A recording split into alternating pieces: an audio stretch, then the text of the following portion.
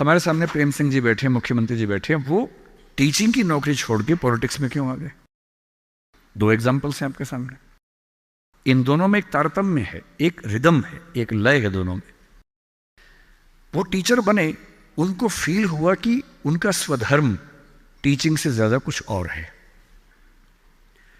मैं IAS allied में आया, मुझे लगा कि मेरा स्वधर्म इससे ज्यादा टीचिंग में है। स्वधर्म क्या होता है?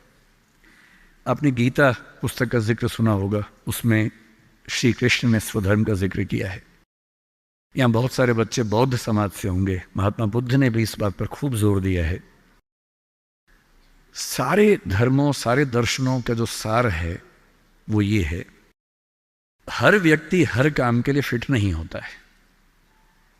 दो चीजों पे गौर करना है। पहला, मैं क्या अच्छा कर सकता हूं, मैं कैपेबल किस चीज के लिए हूं। दूसरा, मुझे क्या करने में मजा आता है। और जहां इन दोनों का इक्विलिब्रियम हो, जहां ये दोनों बातें मिल जाएं, वो आपका स्वधर्म है।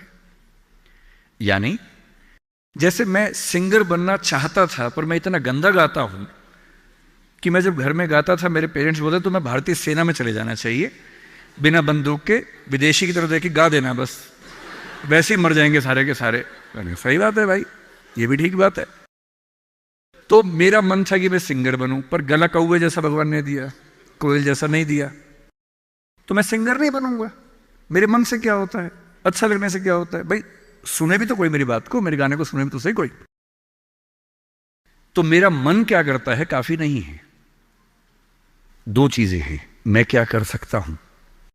मैं बचपन से स्कूल में डिबेटिंग करता था, मेरे पेरेंट्स ने मुझे बड़ा सपोर्ट किया, और बचपन से ही मेरे पेरेंट्स ने, टीचर्स ने कहा कि तुम कुछ ऐसा करना कि मंच पर रह सको, पॉलिटिक्स में जाओ, एमपी बनो। तब मेरा मन भी पॉलिटिक्स में आने का था, स्कूल लाइफ में बहुत ज्यादा मन था उस समय, बाद में नहीं रहा।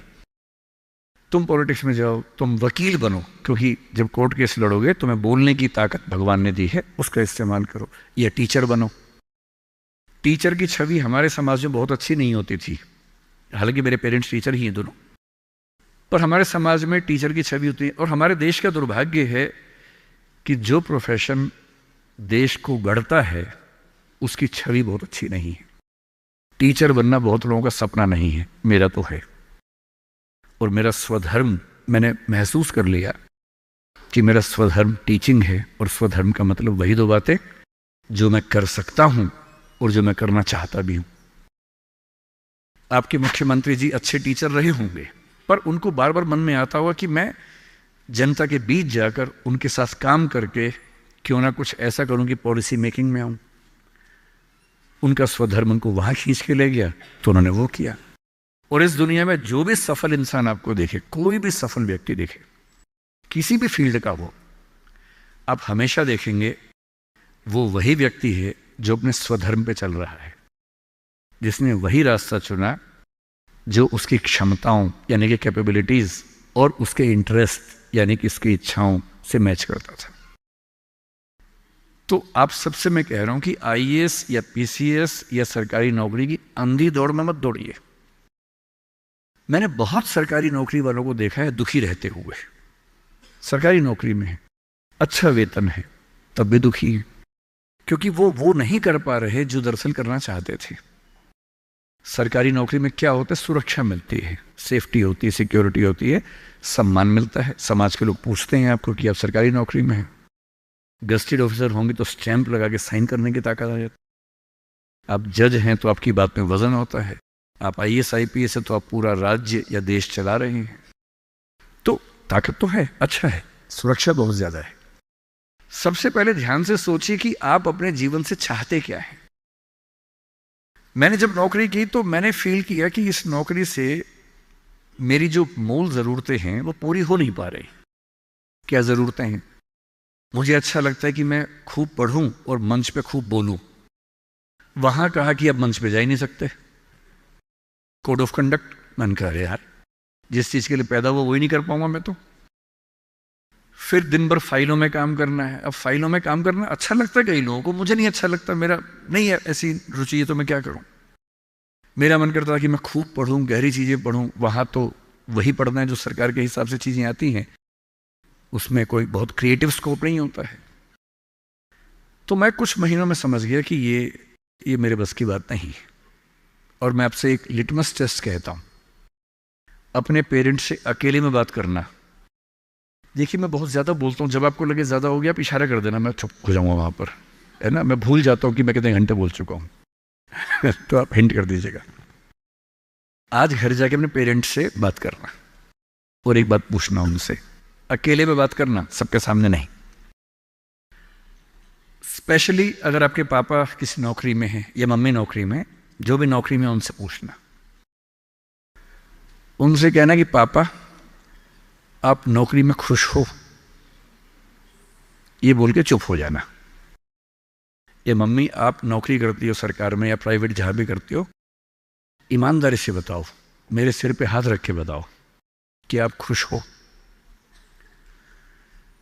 तो पहले वो 2-4 मिनट गोल मटोल बात करेंगे।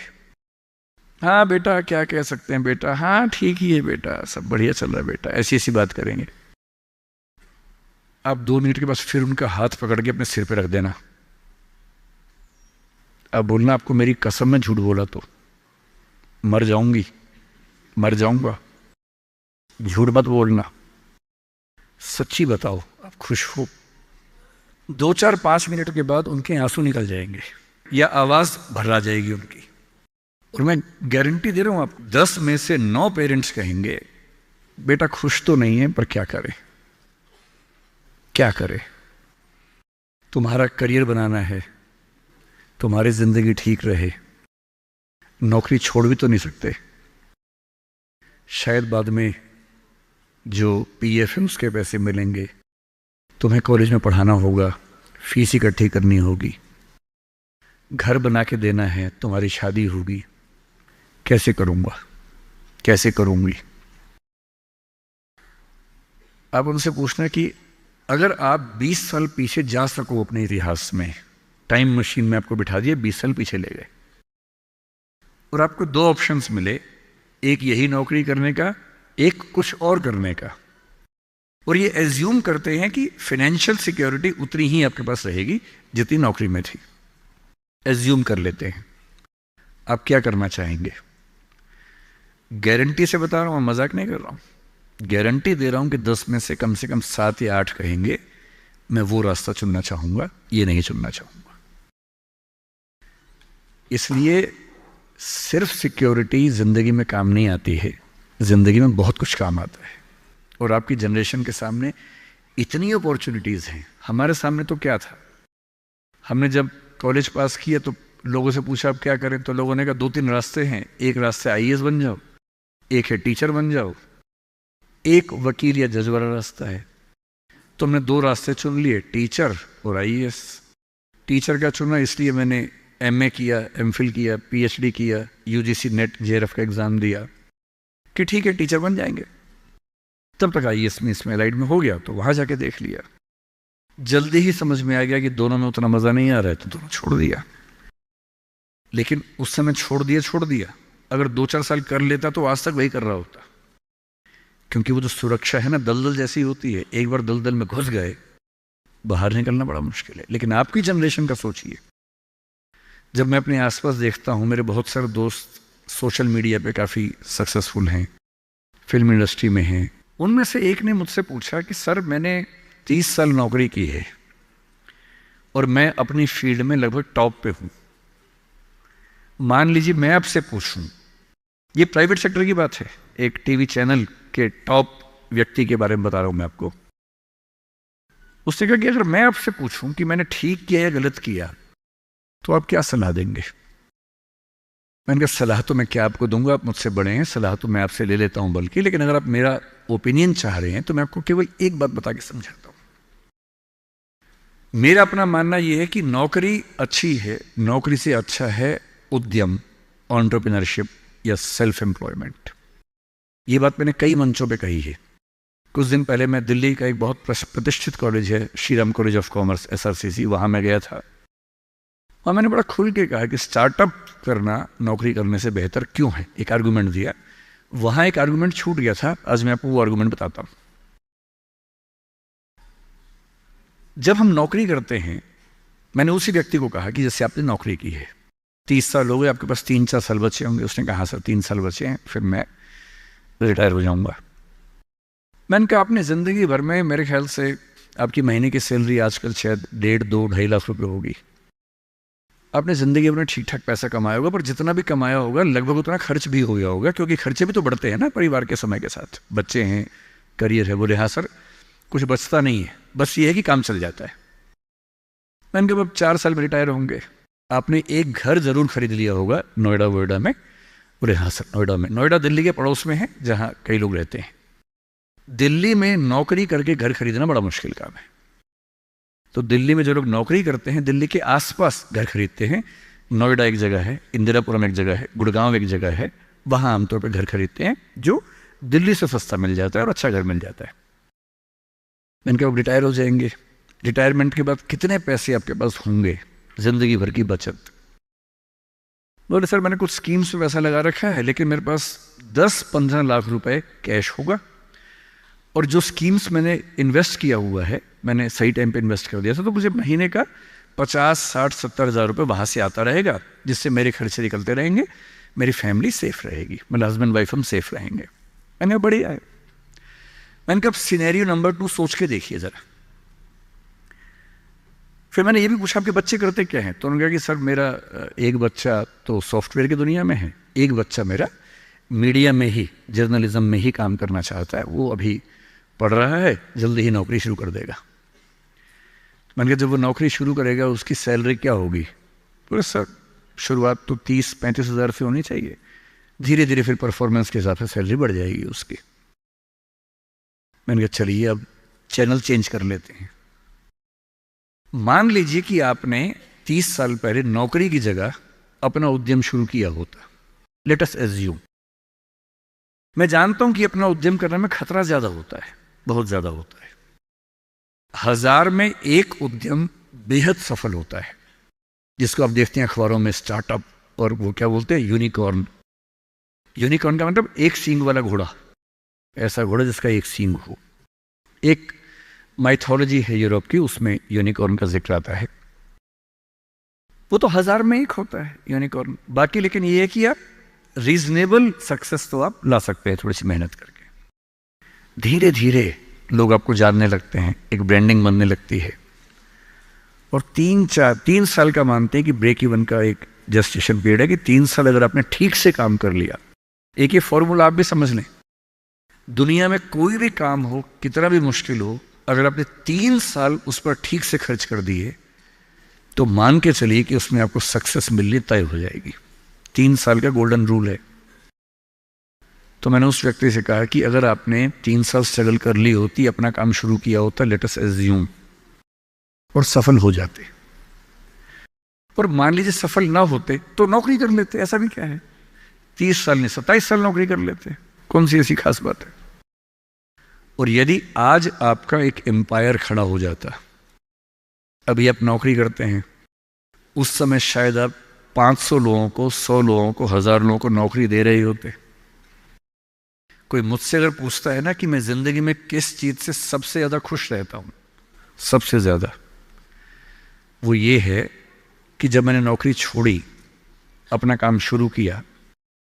शुरू में हमारे यहाँ 3 लोग काम करते थे, आज हमारे दृष्टि ग्रुप में 1800 लोग काम करते हैं, 1800। और मुझे सबसे बड़ा सुकून इस बात का है कि 1800 परिवार चल रहे हैं मेरे उस एक फैसले से। और यदि आप उद्यम करते हैं, उनसे मैंने कहा, और एज्यूम करते हैं कि 30 साल की मेहनत के बाद आपका उद्यम जो है आपकी अभी की सैलरी से शायद 50 गुना ज्यादा कमा रहा होता, उस कंपनी की वैल्यू आपकी सैलरी से शायद 1000 गुना ज्यादा होती, जैसा वैल्यूएशन होता है, और आपका बच्चा अपना काम शुरू करना चाहता। आज आप 2.5 लाख रुपए कमाते हैं, आपका बच्चा 30,000 से शुरू करेगा, पूरी स्ट्रगल वैसी की वैसी करेगा। अगर आप उद्यमी होते, आपका बच्चा वहां से शुरू करता जहां आपने छोड़ा है, और पूरी एक पीढ़ी की मेहनत आपको एक्स्ट्रा मिलती जो अब नहीं मिलेगी। इसलिए नौकरी अच्छी है, पर नौकरी इतनी अच्छी भी नहीं है कि उसके लिए पागल हो जाना है। करेज क्यों नहीं आ सकता हमारे अंदर, साहस क्यों नहीं आ सकता है? कम से कम एक चांस लेने के लिए, खतरा उठाने के लिए, ट्राई करने के लिए क्यों नहीं कोशिश करनी चाहिए? और इसलिए मैं आप सबसे जो कहना चाह रहा हूं वो ये, अपने स्वधर्म को ठीक से पहचानिए। आप जीवन से क्या चाहते हैं ठीक से पहचानिए। अगर आप चाहते हैं पैसा कमाना, तो सबसे अच्छा है अपना उद्यम, अपना स्टार्टअप, अपना बिजनेस, अपना काम, सेल्फ एम्प्लॉयमेंट। अगर आप चाहते हैं पावर, कि मैं कुछ करूं तो दुनिया को दिखे, तो सिविल सर्वेंट बनिए, जज बनिए, पॉलिटिक्स में आइए। पॉलिटिक्स एक ऐसी चीज है जहां आप समाज को सबसे ज्यादा बदल सकते हैं, सबसे ताकत के साथ बदल सकते हैं। यदि आपको चाहिए जीवन में शांति, सुकून, तो फिर एक ऐसी नौकरी या एक ऐसा उद्यम जैसे खेती का काम। आप तो सिक्किम में रहते हैं, मैं कल आते हुए रास्ते में सोच रहा था कि सिक्किम के युवा अगर अपना स्टार्टअप शुरू करें ऑर्गेनिक फार्मिंग का ही, आपको अंदाजा नहीं है दिल्ली में क्या हाल है। दिल्ली में किसी शॉप के ऊपर लिख दीजिए ऑर्गेनिक फार्मिंग के प्रोडक्ट्स मिलते हैं, वहां लाइन लग जाती है, लोग पागल हो जाते हैं। वो केमिकल पेस्टिसाइड्स और केमिकल फर्टिलाइजर्स खा खा के इतने पगला चुके हैं हम लोग, जिस शॉप पे लिखा हो ऑर्गेनिक प्रोडक्ट्स, मतलब अजीब हाल हो जाता है। सिक्किम के युवा, जब आपका स्टेट दुनिया का पहला स्टेट ऐसा है जहां ऑर्गेनिक फूड मिलता है सिर्फ, आपके पास तो दी हुई ब्रांडिंग है पहले से, उस ब्रांडिंग का इस्तेमाल करके अगर आप दिल्ली में, और दिल्ली क्यों, दुनिया भर में, आजकल तो एक एप्लीकेशन बनानी है, ऑनलाइन ऐप बनानी है, दुनिया भर में प्रोडक्ट सेल करना है। और अगर आप ऐसा कोई प्रोडक्ट लाएं और सिक्किम में 10-20 यूनिकॉर्न खड़े हो जाएं, यूनिकॉर्न का मतलब है एक ऐसी कंपनी जिसकी वैल्यू $1 बिलियन की है। $1 बिलियन का मतलब आज के ज़माने में होता है लगभग 10,000 करोड़ रुपए या 9,000 करोड़ रुपए। वैल्यू, इनकम नहीं, वैल्यू, कंपनी की वैल्यू इतनी है। और ये आजकल बहुत मुश्किल नहीं होता है, बस 2-3 साल की गंभीर स्ट्रगल। फिर कल मैं एक बात और सोच रहा था, जब मैं बागडोगरा से यहां आया, मैंने कल महसूस किया कि जो north eastern part of country है, जिसमें सिक्किम भी है, बाकी राज्य भी हैं, हम तो दिल्ली में रहते हैं। मुझे दिल्ली से कहाँ जाना होता है, मैं बॉम्बे अक्सर जाता हूँ, इलाहाबाद जाता हूँ, लखनऊ जाता हूँ, जयपुर जाता हूँ। जहाँ भी जाना होता है, अगर मैं सड़क से जाऊँ तो कुछ घंटे, बॉम्बे तो अब 12 घंटे का हो जाएगा, पहले 24 घंटे का था।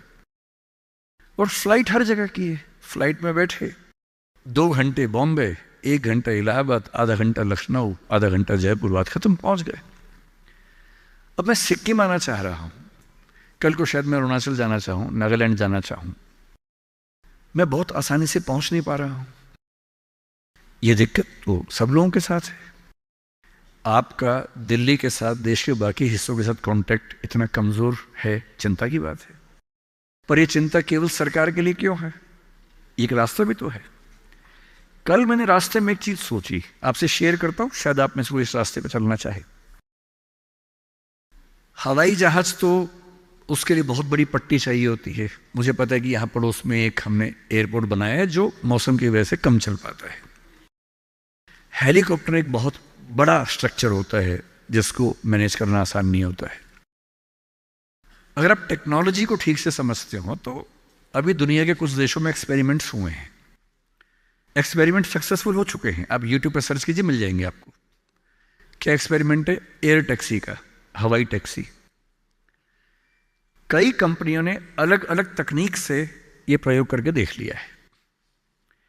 उबर इस पे कुछ एक्सपेरिमेंट्स कर रहा है। हमारे प्रधानमंत्री श्री नरेंद्र मोदी की बात भी उबर कंपनी के मालिक से 3-4 साल पहले हुई कि उबर टैक्सी हम चलाएंगे, एयर टैक्सी चलाएंगे दिल्ली में जल्दी ही।